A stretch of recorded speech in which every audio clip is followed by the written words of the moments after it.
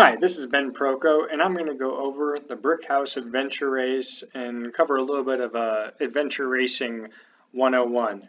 Also to note, this year we are adding an adventure run, and I'll go into a little bit more about that in just a second. So, what is adventure racing and running? The heart of adventure racing involves biking, usually, but not always off-road, um, running, or otherwise called trekking a lot of time in adventure racing, and paddling. Something new we'll have this year is the adventure run, which will just involve running as well as the special tests below. And in addition, there might be navigation, various special tests, rappelling, rock climbing, going through water. You never know. Pretty much everything is up for grabs in an adventure race. If there is something that is a little bit more extreme, it'll usually be noted in some way. So, adventure race course. There are several types here, and in just a second I'll get you what actually the brick house will have. There's 100% navigation with a topo map. This is done with a compass and UTM ruler, where you have to plot every single point using coordinates and then find those using the topo map. You're also given a passport, which is a waterproof kind of sheet of paper to collect these like stamps or punches of those checkpoints to show that you were actually there. There is a 100% marked course. It's kind of like a triathlon, except instead of like swimming, you're in a paddle.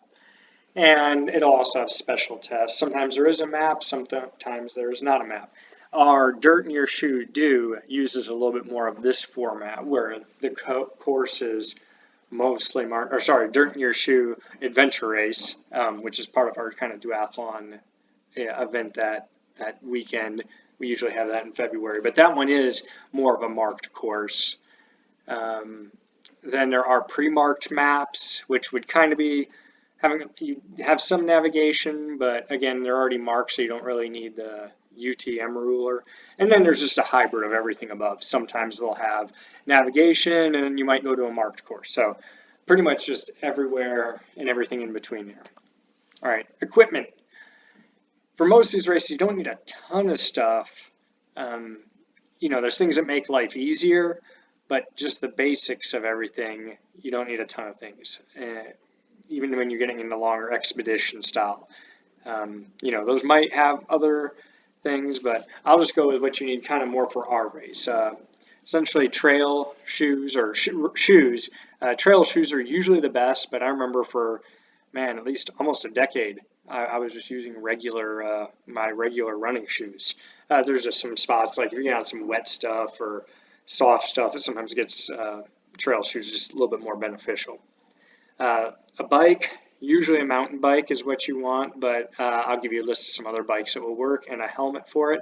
The ability to carry water, this is kind of something different from your triathlons, is you're going to need to be able to carry the water that you would need for that duration of the race or the duration of that leg of the race. Because whenever you get back to transition, or what they'll call TA, you can always refuel on some water. But we usually recommend a way to carry water that would make you at least a couple hours, just in case, especially when you see the distances, you can kind of make a judgment call how much you might need. And then a compass and first aid kit. All right, so what will the Brick House Adventure Race involve? The running portion will be about 3 to 5 miles.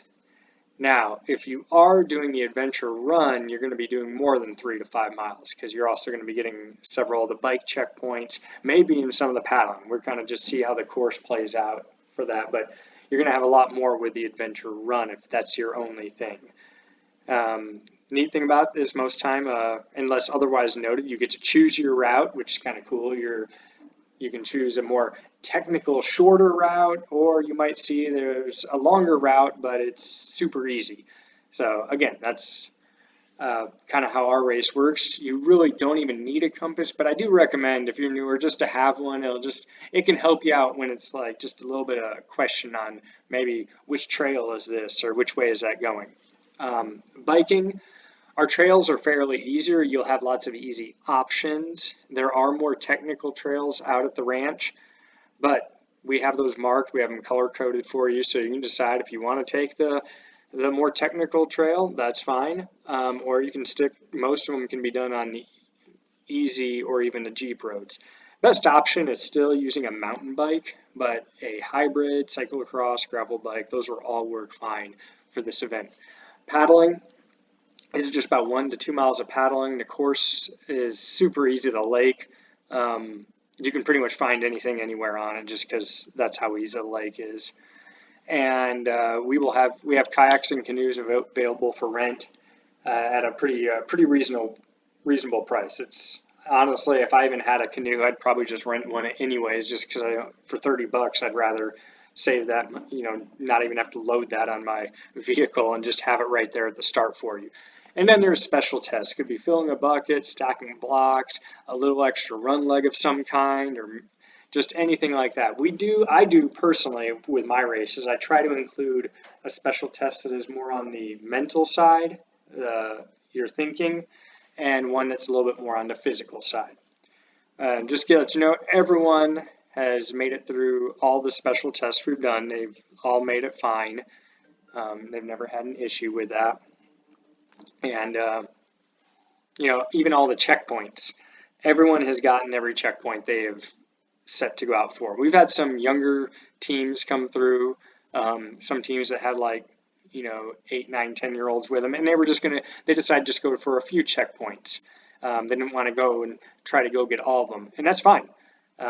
You're still an official finisher, but just remember you are ranked by the number of checkpoints you get first. So some tips. First one, it's kind of on top of my head, not listed here, is when you have your passport, do not lose that. That's the only way we know that you've went to the actual checkpoints. Next off, take your time.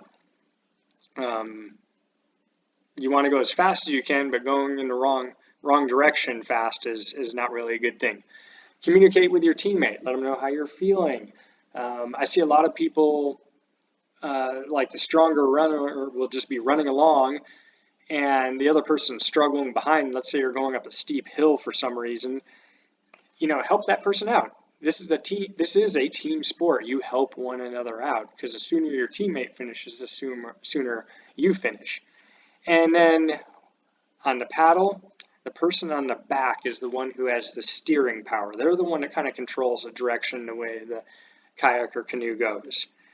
And something to keep in mind is the shortest route might not always be the fastest route. You might see you could cut from one trail to another, but it might not be worth it. You might start getting off a little bit, or it might be just that hard a train to go through. So sometimes taking a little bit longer route can be faster. All right, and then here's some guys I had from our last Dirt in Your Shoe adventure race. They're in their canoe here, and it actually loaded the canoe, and they got in there backwards. So they're paddling it backwards, and then they get the checkpoint, and then you'll see them flip around here, and now they're actually going forward, and they're able to go a lot straighter. So it was just a funny time-lapse video I ended up getting, and that was one of our checkpoints there. That's a buoy, and there's a little punch on top that you can't really see it from where it's at here. All right, so map reading. Don't let this intimidate you. A lot of people are intimidating with this. We used for our race a pre-marked map, meaning we're going to put all the checkpoints that you're going to. So let's say the first leg I give you is a run leg. This is just hypothetical. There's an R1 and an R2 on here, which would mean run 1, run 2. Transition is right here towards the middle. This is actually from Huntsville State Park. So I just want to give you some examples. You can see there's different paths to get to them, and this one I might say it doesn't matter what order you're getting. So you could go to R2 first and then go over to R1. And you just see there's different ways that you can get there. And that's kind of the fun part about this. Oh, sorry. The fun part is you get to choose your routes. Same thing on the paddle leg.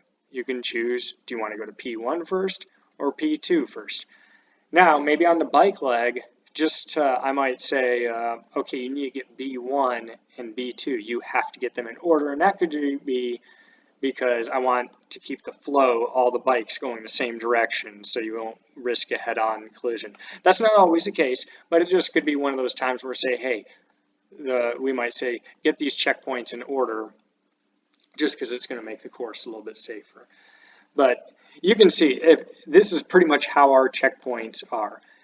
Like B2, it's just off the roads and the trails here, or B1, it's just off the trail. We try to put them in spots that are very obvious. This one's a little bit farther off the trail, but if you follow the blue trail, it just goes straight into it. So if you just keep going that direction, you would find it. We're not going to put any checkpoints like 400 meters into the woods or anything. We're going to put them so you probably have to look a little bit for them. Some will be super easy, like you'll ride up and it's right there. And then some might be, hey, you got to look, 20, 30, 40, 50 yards in. It just depends on what we're deciding to do. And you'll be able to see if that literally goes like right through one of the lines, like here, or if it's a little bit off. We'll put it there. It's set up pretty accurately, so it's nothing you really need to worry about. So if you can find these things on this kind of map right here, you'll be able to find all of our checkpoints. And again, we've had everyone the last time find every checkpoint that they were deciding to look for. So hopefully that's helpful. A few tips if it's your first race, or maybe you've done some and you're just looking to learn a little bit more. And I say check out our event. It's fun, very unique, very different kind of challenge.